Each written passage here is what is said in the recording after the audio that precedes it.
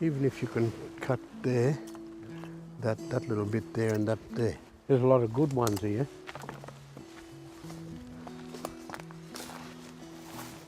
In history, the dating of the paintings in the caves, they're from right back to thousands and thousands of years ago until 200 years ago. And in history, that means that Aboriginal people lasted from there to there and no further, and yet we're still here. So what we need to do is we need to keep these going. The bark canoes, the shields, the cave paintings, the rock carvings. We need to keep that going, and we need to work it out ourselves, because in the beginning, that wasn't handed to anyone. When they first made the bark canoe, someone would have done it themselves. They'd have worked it out themselves.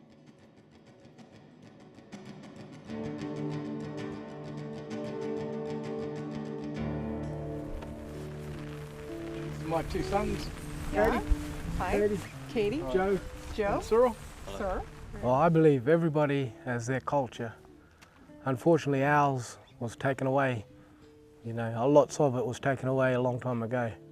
And I mean, for us to be able to give it a rebirth, that's what I'd like to see.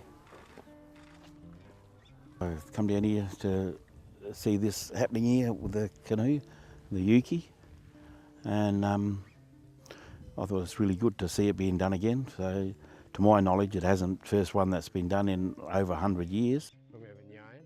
That's why it's so important that we be involved in activities like, you know, making the canoes, because it's about, you know, getting this type of cultural knowledge passed along to our future generation. Yeah, it's going to be a special day and a special time to have that handed down. Well, I came down here with David. Yeah, I think he had an idea about doing this one all the time, but we had looked at different trees, and he brought me down here and said, "What do you reckon about this tree?" I haven't been involved in doing a bark canoe before. Well, as soon as I seen it, I knew it was the right tree. You come in and look here. Looking for the girth of the tree and the thickness of the bark. Make sure that there's no big knots in there. Make sure that there's no damage of the tree. Make sure there's no branches coming away from that part.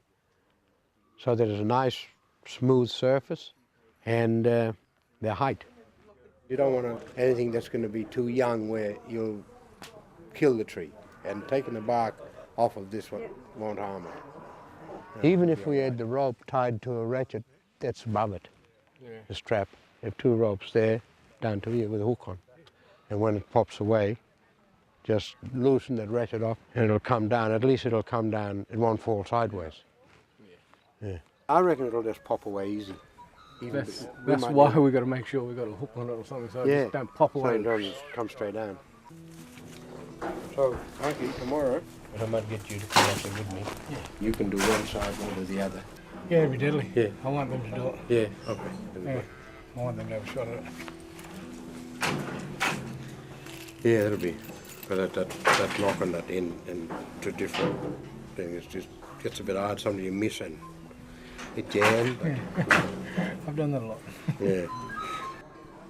About 20 odd years ago, I had opportunity to do this with one of my other old uncles. And at that time I thought my choice to go out drinking was much easier than learning a bit about my culture. You know, our Ngarrindjeri culture is very strong, and for us to be able to have the opportunity to relive something that hasn't been done for a long time is awesome to be a part of it.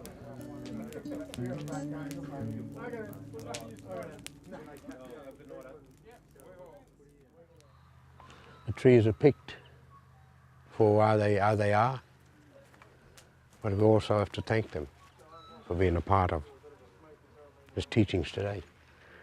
Even if you've got coal in there, yeah, it'd be good. Main thing is to ask permission and the spirit of the tree.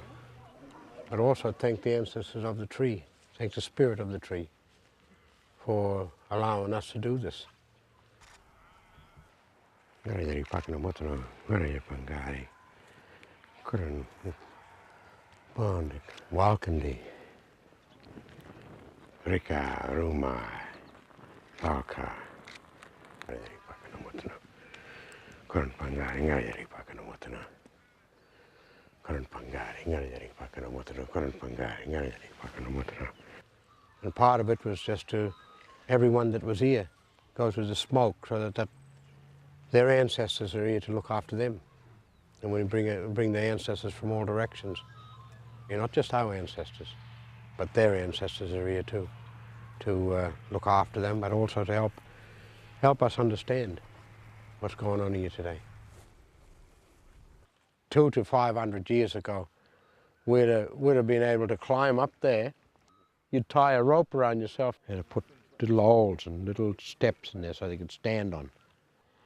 And then you'd have to get a wedge and wedge the bark off, so you'd lift it off slowly. It'd be good to do that, but it'd be pretty hard to do it today. Yeah. Pretty hard doing it the old way, you say? The old way, yeah. Especially for someone that's my build, I'll say that. Today what we're going to do is we're going to use a cherry picker. That'll save the awkwardness, I suppose, of today of climbing that tree.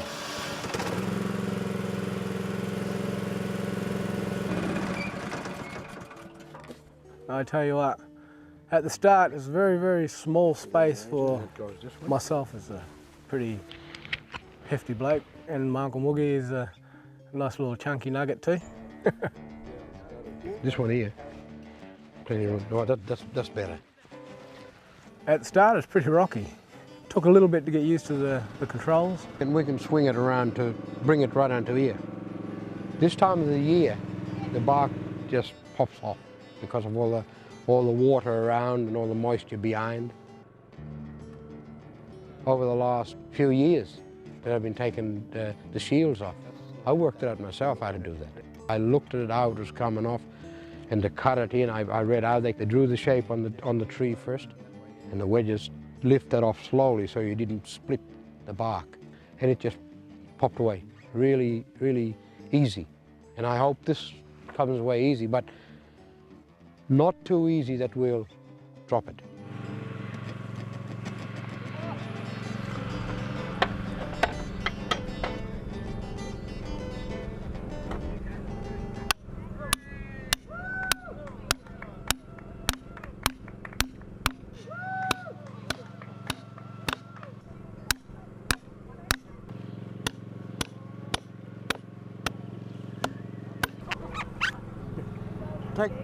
Take it up a bit and then the in.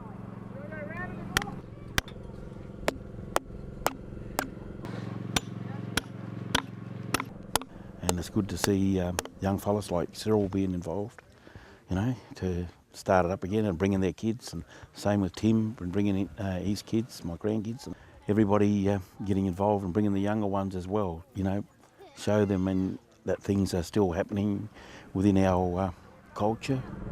We should be able to follow that little step up, eh? Oh, you want to do a bit more first? I'll just get down to about here.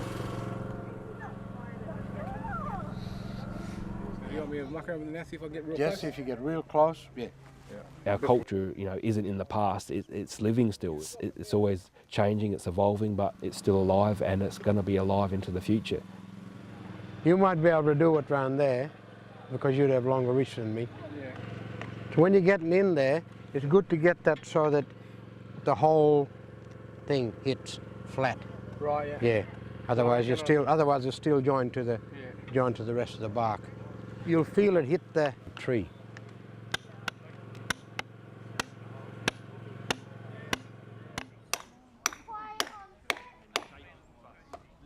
What do you reckon is the most important thing about today? Learning new experiences and watching how to make a canoe. Done. My turn? Yep. I don't know what to say. My but turn. I'll give it a go. The most important thing today is seeing all the people here and welcoming Major Sumner, and just to see how he's going to take that bark off that tree. I just think it's amazing.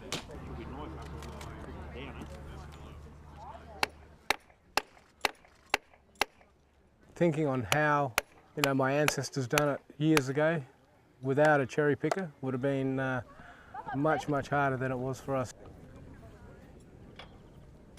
Getting that canoe down, that's going to be the hardest part. But once you pop that away, you don't want it falling. There's a lot of weight in that bark. I mean, you'll see the bark is about that thick, and you've got a piece about that wide, about 7, 8 foot long.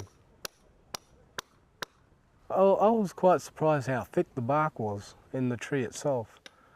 But I guess when you think of it, is when it dried and it did shrink a little bit, so it had to be pretty thick to be able to put it on the water in the end. But other than that, I think the only surprise was how much support we had from everybody else around the place. Well, it's a good surprise, that is. When I put the first couple hits in, that it was like the blood coming out of that tree.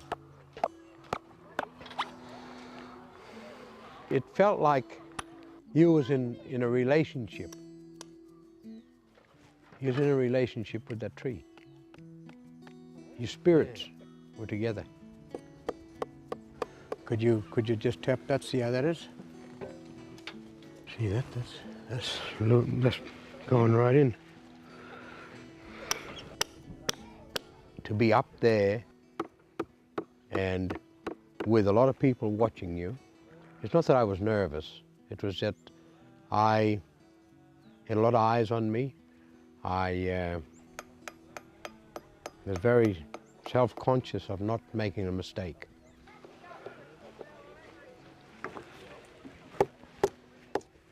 Pretty loose now. That might be going into the thing here. Yeah. Yeah, so leave that and then put another one in down there or in here. I reckon if we get that side, that'll pop. We was up there for, 5 hours.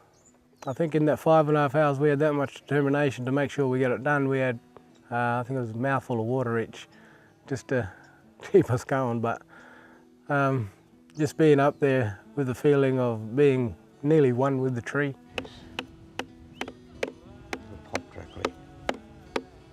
It's all about, well, take your time. It's all about It's nearly off, huh? being patient. That's what it's about. It's about patience. 'Cause a lot of people was asking, when are you going to be finished? How long is it going to be now? And I said, when it's ready to release itself, that's when. You can't push things. You can't hurry. You can't rush into this.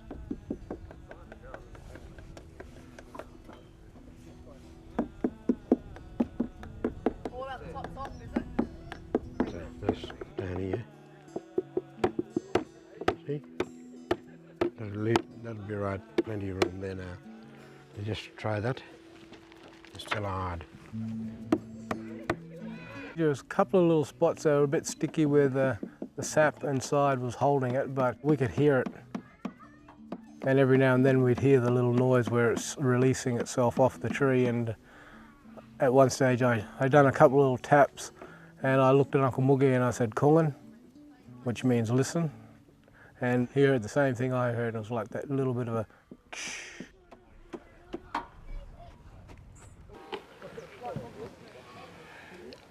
That's that noise. Yeah.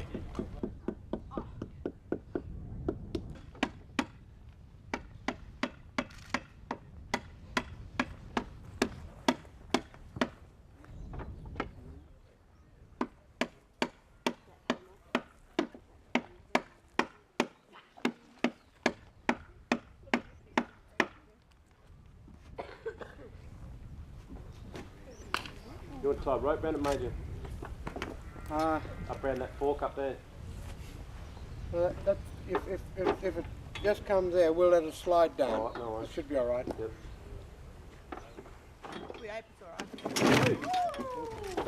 Like that. Good catch. You want us to loosen? Just a little bit. Just loosen just a little bit. Take it easy.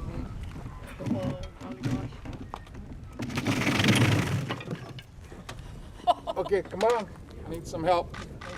I need some bodies before you let it go. Man, that was good. Okay.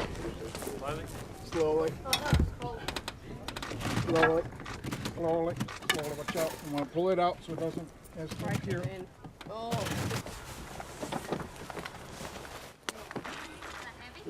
You right there? Don't let it drop. Get it on both sides.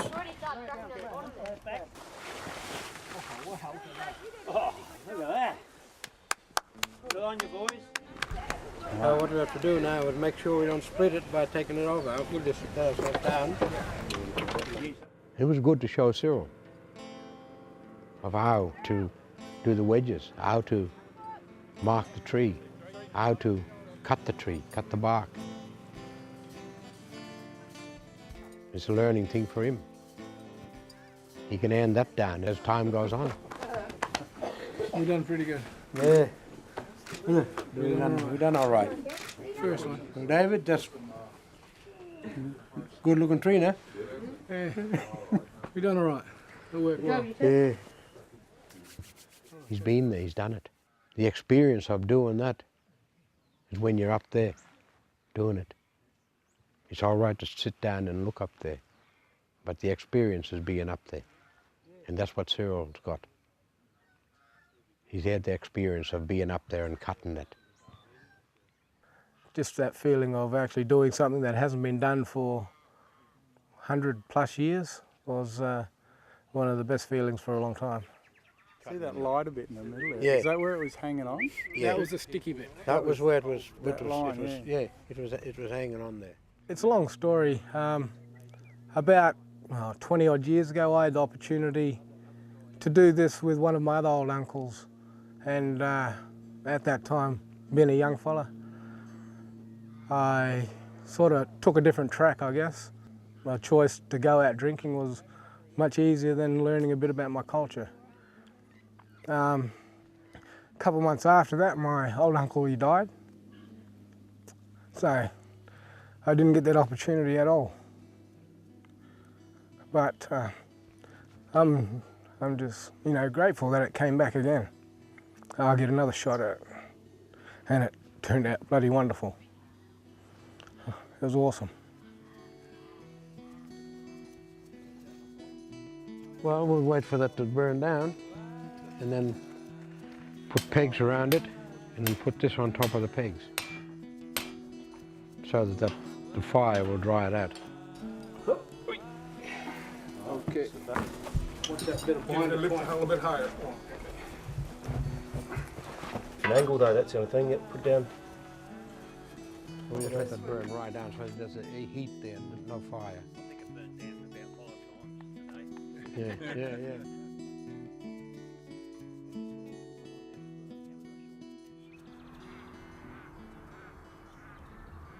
Ngarrindjeri is a Boandic word that means big trees and water. This is how it should be all across this part of the country. I grew up in the southeast. There's a bit of a swamp and scrub.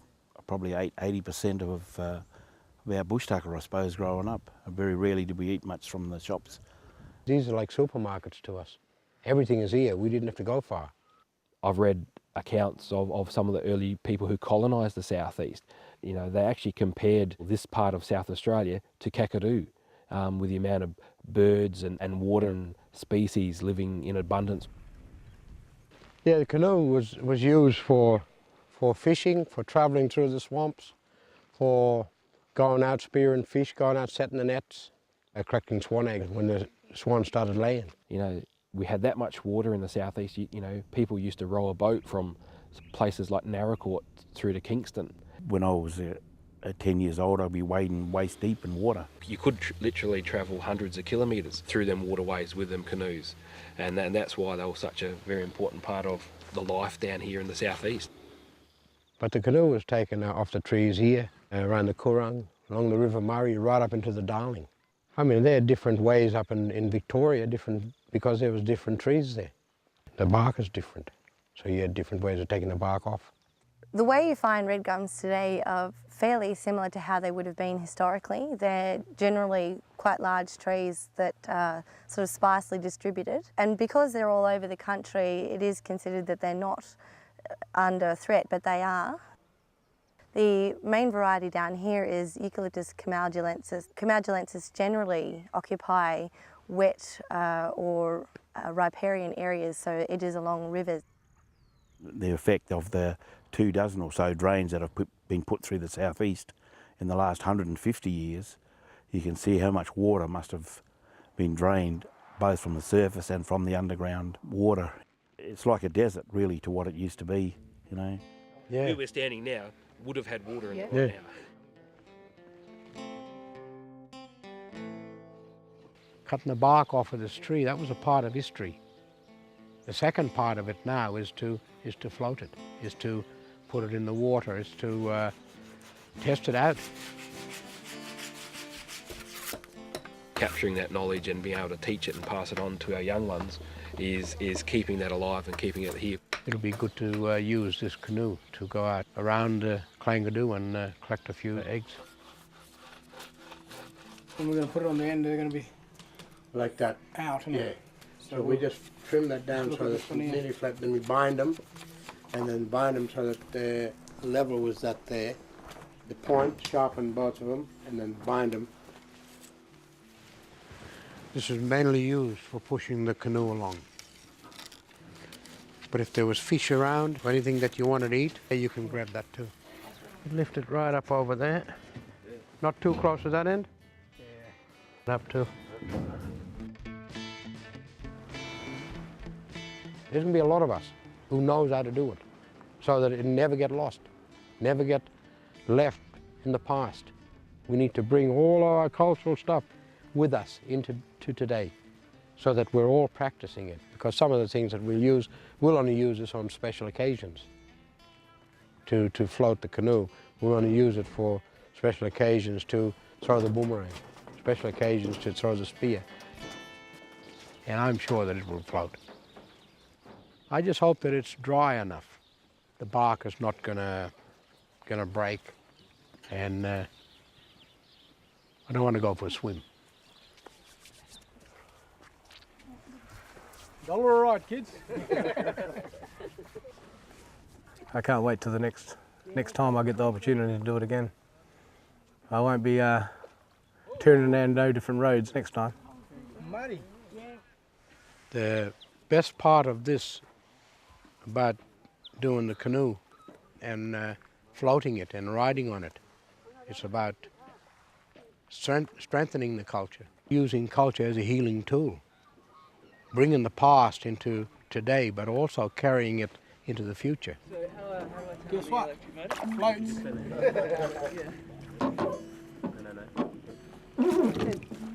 You have to wind the Just push it just a little bit. and then to let it go down. Yeah. The other one on the side. Down the bottom there. See.